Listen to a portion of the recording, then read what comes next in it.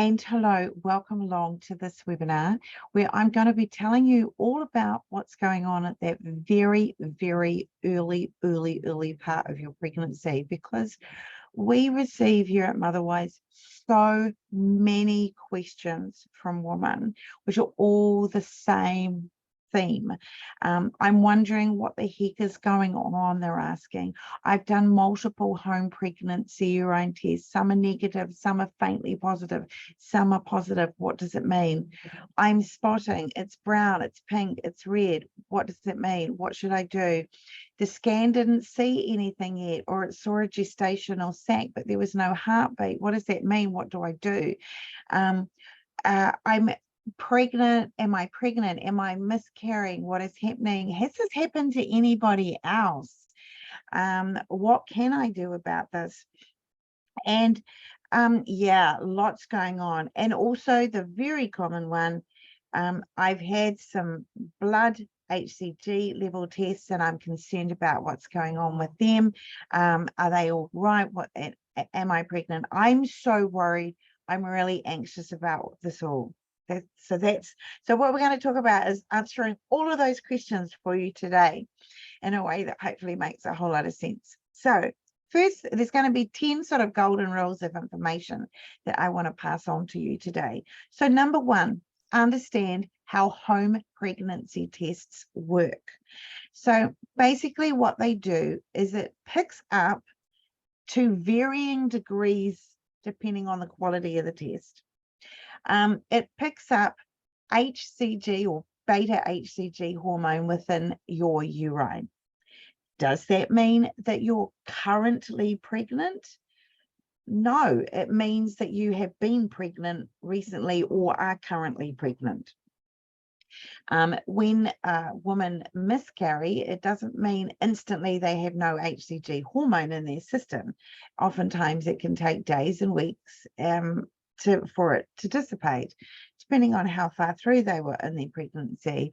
Or often women have what we call a chemical pregnancy, where an egg doesn't implant and they've had a little bit of HCG going around in their system. So it will register on a home pregnancy test. But are you established into a successful pregnancy? Don't know. That's not going to tell us. So there's a very limited capacity of what those tests are telling you. And also it really does not matter if the line is faint or the line is strong. That can come down to the quality of the test. That can come down to how well hydrated you are, like how dilute is your urine. So the more diluted, the better hydration you are, then maybe the lower the result of the line. But all of the tests will tell you the same thing. It doesn't matter if it's a faint line or a strong line. Either way, it's a line picking up HCG. It is very possible to have a negative test when you are pregnant, but it is not possible to have a positive test unless HCG is in your system. Okay, so that's the first thing. So the first thing is understand how these home pregnancy tests are used. They're very limited. And once you've had a positive one, that's it. You don't need to test anymore. You don't need to be testing every day for the next 5 days. And, you know, you've got all of these positive test results in various shades of line. Like, no, you just need one. That's it. No point doing any more. Don't waste your money. Okay, so the next one is next rule, understand the uselessness of HCG blood tests and the severe unreliability of serial blood tests, and understand when blood tests for HCG levels are appropriate. So, and basically, practically all the countries of the world except America, because these beta HCG blood tests are really so vaguely indicative on what's going on in the pregnancy, they are really only used as a tool to help assess if a woman is miscarrying or has miscarried. Okay, so when a woman has got signs or symptoms of a miscarriage, so she's got abdominal pain or vaginal bleeding, then before going to the point of having an ultrasound scan, sometimes she's given blood tests over the course of, say, 2 or 3 tests over sort of 5 or 7 days to see if her HCG levels are falling. If they are falling, then that's really a confirmation that she has either miscarried or she is miscarrying. But this strange phenomenon goes on in America, and that is that healthy, normal pregnancies get routinely given serial blood tests, and nobody in the rest of the world understands why. Well, not really. When there's no symptoms of miscarriage, because they're so, they just don't mean a lot in that. Firstly, certainly one test on its own means practically nothing, except all it says that yes, it's as useful as a home pregnancy urine test, pretty much. All it's doing is saying, yes, there's HCG in that woman's system. So either she is pregnant or she's been pregnant recently. So because things vary so much, you know, the units per mil in that woman's blood vary so much. To give you an idea, you know, somebody that's 5 weeks pregnant, her HCG blood level may go from anywhere from 20 to more than 7,000, and that's all normal. Or a 6 weeks pregnancy can go from anywhere from about 1,100 to over 55,000. A 7 to 8 week pregnancy could go anywhere from about 7,500 through to almost 230,000. So the variation, and that's for a singleton. It can be more with twins. So it doesn't mean a lot. Our only conclusion, looking from the outside in at America and what these obstetricians are doing, are putting these women through all these serial blood tests for HCG levels in the very, very early pregnancy. The only thing that makes sense to us, looking from the outside in, is that it's another thing that they can bill insurance companies for. And it's just become so normalized, like really this abnormal thing to do has become so normalized that everybody's kind of doing it, and nobody's really seeming to scratch their head going, why are we doing this? Like, this is not reliable. Now, the very, very common side effect of putting these women through these blood tests is the stress factors that they get under. Their anxiety levels of worrying about what's going on with their pregnancy are really high in America because of these blood tests, in comparison to, say, Australasia or UK, etc., where this is just, nobody's doing that. So women are not worrying about information that they're not receiving because they're just waiting for the pregnancy to establish or not establish. So that's just an odd thing with the States. So I certainly would say, you know, don't pay a lot of credence to those tests. In fact, if it was me, I would just be saying to the doctor, look, I'm not even bothered. I'm not even going to bother to do them because they don't tell us a lot. But if I have any signs or symptoms of miscarriage, then I will have them done to see if the beta HCG levels are falling. But trying to calculate whether a pregnancy is successfully establishing just by those beta HCG levels increasing at a particular level at a particular rate, it's a really, really unreliable test. Okay, so that's the second thing. Third thing in golden rules: understand the difference between a chemical pregnancy and an implanted pregnancy. Okay, so when an egg fertilizes, around 70% of those fertilized eggs never implant in the womb. And that can be what we call a chemical pregnancy.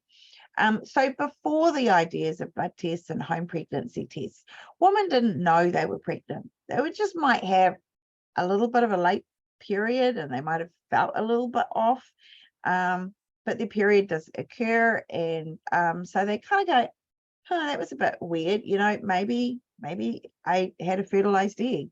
So as I say, 70% of fertilized eggs go nowhere, do nothing, and it's a chemical pregnancy, meaning there is HCG in your system, but the egg is not implanted in the womb. Now, of those 30% of eggs fertilized eggs that do implant in the womb.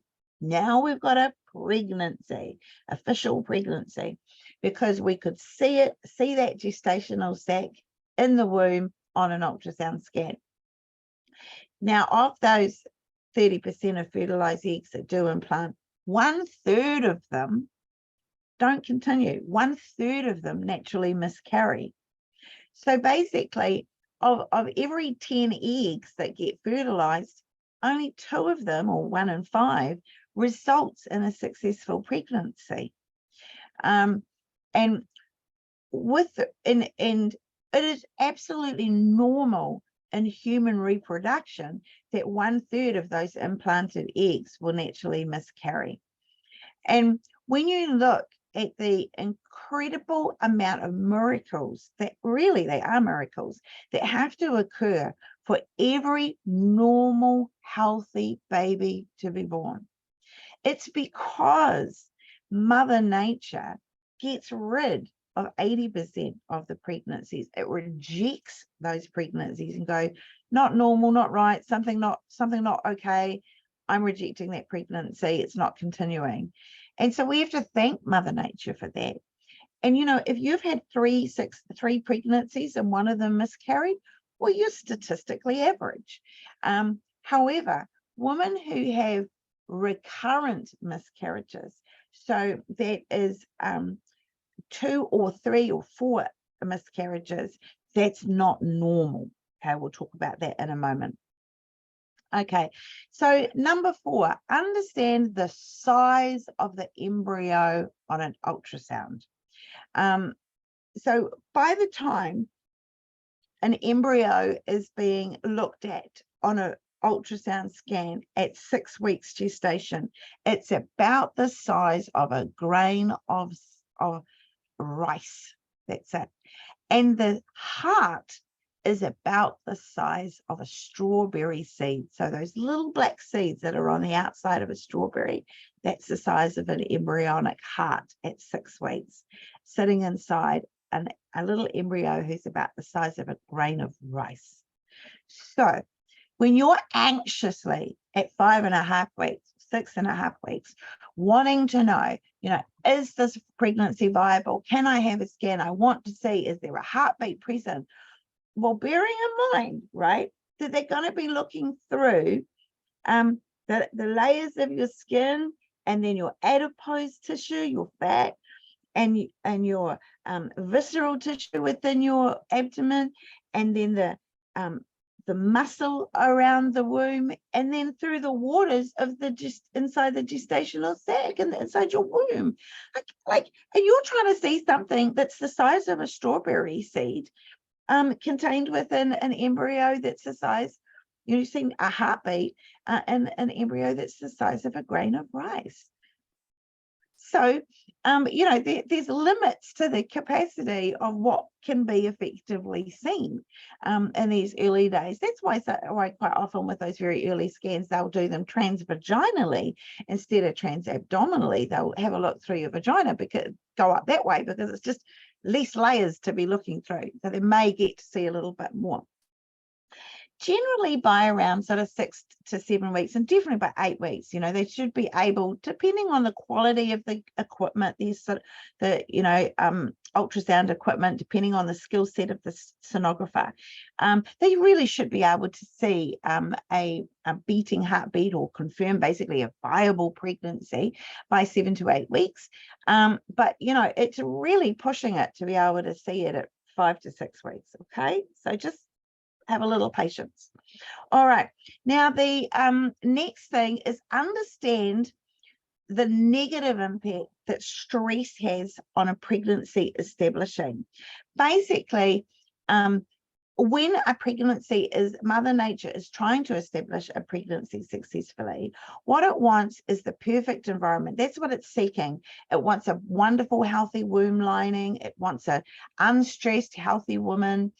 That's what it's trying to seek. So if you are physically stressed, so you're busy all day, or you are emotionally stressed or mentally stressed, particularly if you're worried and anxious, your body will quite likely say, this is not a very good environment to commit this woman to a pregnancy, because it knows that committing her to a pregnancy is not just about the 9 months of growing that baby.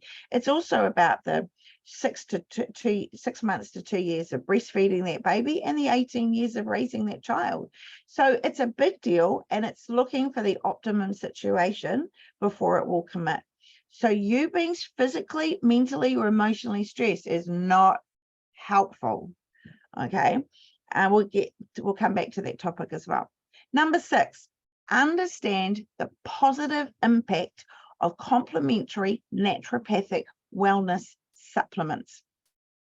Now, if you have not engaged, you as a couple have not engaged in 6 to 12 months of preconception healthcare supplements, we're talking about a customized regime where you've gone and invested in engaging one-on-one with a naturopathic medical herbalist who understands maternity, fertility, subfertility, and infertility, and they have given you a customized regime based on your body's particular needs and medical and obstetric history, and you have committed 3 to 6 months of that for the man with a sperm, and 6 to 12 months for your body to get the healthiest possible sperm, the healthiest possible egg, the optimal womb lining, and the optimal ovulation, menstruation cycles going on, right? Now, if you've done that, well, you're already seeing your naturopath, so it's all good. I know that you're doing the best thing that you can, access of those micronutritional needs for your pregnancy to successfully establish. But if you have not invested 6 to 12 months in preconception healthcare, then man, get to see someone quick, pronto. Please don't be relying on your obstetrician as your one person who knows how to help your pregnancy successfully establish. Obstetricians, medical, allopathic, modern mainstream doctors in general, really only spend their first year in medical school studying homeostasis. Homeostasis is health. That's when everything's working perfectly well. It's the equilibrium of the body. But from their second year in study onwards, their focus, their specialty is disease. It's unwellness. So although they become absolute experts as obstetricians in complex medical complications and complex deliveries, such as instrumental deliveries, that's a ventouse and cervix, ventouse or forceps, and surgical deliveries, such as C-sections, they become very, very good at that. But are they experts on how to explain to you to get your body into the optimum state to accept a pregnancy? No, they're not. There's some that are, a few where they have gone on and done extra studies. So they may be, for example, I certainly know of very holistically minded obstetricians who have gone on to also do naturopathy studies, or they've gone on to do homeopathy studies, or they've gone on to do acupuncture studies, etc. So they do have a much broader understanding of the wellness aspect. But if not, please invest in seeing a maternity wellness specialist. And that really is a medical herbalist, or a naturopathic medical herbalist. It does not matter if they're an Ayurvedic Indian medical herbalist, or a TCM, traditional Chinese medicine herbalist, or they're a European medical herbalist. It doesn't matter, because they all have great tools in their tool belt that they can give to you to help your body, to support it, to establish that pregnancy. All right. So number 7, understand the causes of recurrent miscarriages.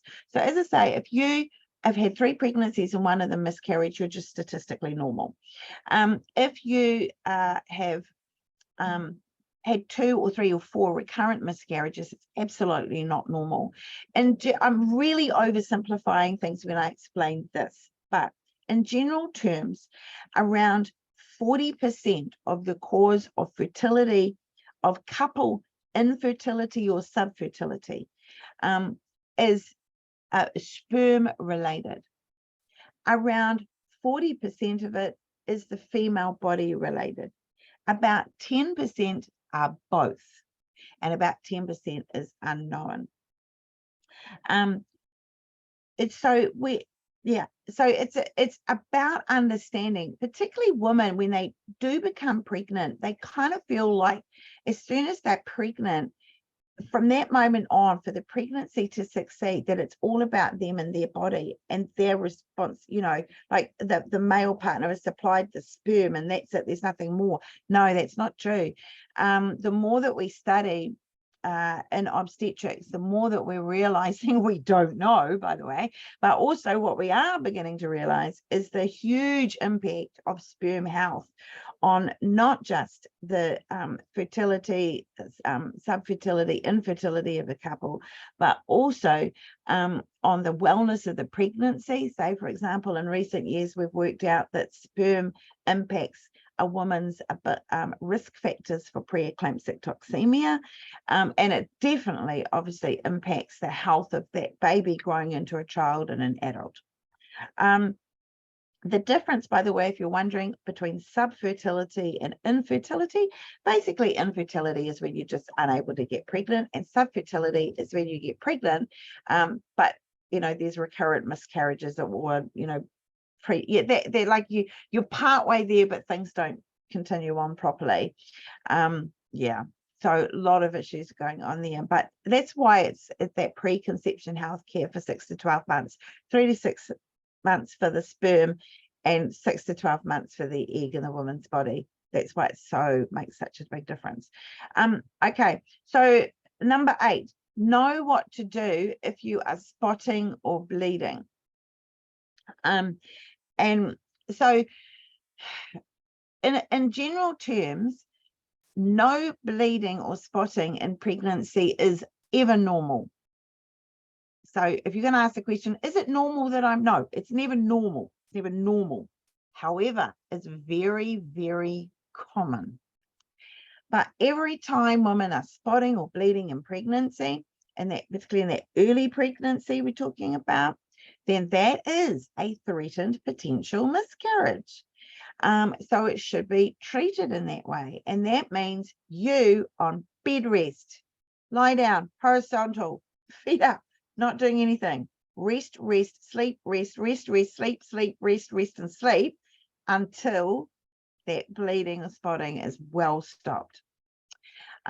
However, and the same thing applies with mild abdominal pain as well. Just rest, rest, rest, rest.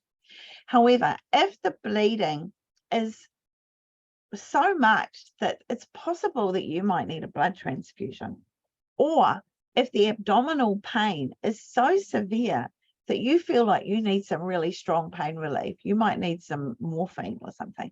So if the pain is very bad or the bleeding is very heavy, then those are the times to take yourself off to the emergency department so that you can receive some medical assistance for the potential need of a blood transfusion and for the potential need of some strong analgesic.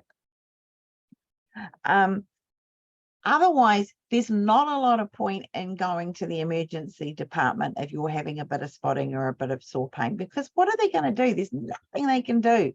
And in fact, pretty much the worst thing you could be doing is sitting in the emergency department for 6 to 8 hours in a chair, waiting for somebody, waiting for them to get through all the genuine life-threatening emergencies in the emergency department to finally put a scan over you and go, oh, yep, there's a pregnancy. I can, it's just rest at home. Now, rest until the symptoms go. And then somewhere in the next 2 or 3 days, it would be good to maybe have a follow-up ultrasound scan. Do let your midwife or obstetrician know that you've had these symptoms so they can book you in for a follow-up scan and just have a little look, see that everything's okay and honky-dory. All right, number 9. What is the pregnancy's biggest enemy that you can control? It's your emotions. It's stress of anxious worrying. That pretty much is the worst thing that you can be doing, is like dwelling knowingly in a place of feeling anxious and stressed and emotional. We all understand that those emotions are things that are natural to feel, but you don't want to dwell in there. You don't want to keep yourself in that place intentionally and knowingly. Distract yourself. Okay, distract your headspace. Go for a nice little gentle walk with nature in a forest or along the beach. Read a great book that you just get captivated with. Watch a really good, lovely, feel-good movie. Do some mindfulness meditation. Talk to your baby. Do a jigsaw. Distract yourself so that you're not in that headspace, so that you're giving your body and that pregnancy the best chance to establish, because you are not stressed. Okay, and so that comes to the last thing of what's the pregnancy's 3 best friends, and that is rest, preconception micronutrition healthcare, and finally, time. Time is your best friend in these early days. Just give the pregnancy time to declare itself that it's successfully established or it has become a miscarriage. Allow it time. Don't be needing an answer, a concrete answer right now on what's happening. It's not possible to tell you right now what's happening. Typically not. Just give yourself and give your body and give that pregnancy another 2 or 3 weeks to see what it does. Rest the whole time as much as you can. Sleep as much as you can. Try to stay in a good headspace emotionally as much as you can. Make sure you're seeing that naturopathic medical herbalist to be giving you all that micronutrition to support your body as much as you can. And chill. Just give the pregnancy time to declare itself. It's the best thing that you can do. Okay. So look, that's everything for today. Love you and leave you. And look, I can't recommend hugely enough that once you do have a successfully established pregnancy, there's so much more information we want to share with you. So much more. Okay. Go to Motherwise app and get yourself investing in some really high quality prenatal advanced education. Don't rely on Dr. Google. Don't rely on free forums. I know there's some of us that do help out with free forums, and we do it as a bit of a give back. But particularly for women in the States and the Philippines, I'd have to say, because it would certainly seem that you guys don't get the best advice along the way. But you know, really invest in it. You know, you look at what you invest in when you invest in getting yourself a career. You know, you'll go to university for 3 or 4 years and accumulate a student loan and accumulate hundreds and thousands of hours of study to go and get your job. You need to invest in your knowledge on your pregnancy and your knowledge on childbirth preparation and the knowledge of the birth itself, and knowing well ahead of time before you give birth what you're going to be expecting to occur in that postnatal period for you and for your baby. Get really knowledgeable. Knowledge is power, and it really relieves so many stresses. And the less stress you've got on the pregnancy, just like establishing a pregnancy, the better it is. So look, we love and leave you and want to wish you all a wonderful rest of your day and rest of your week. Bye, everybody. See you. Bye.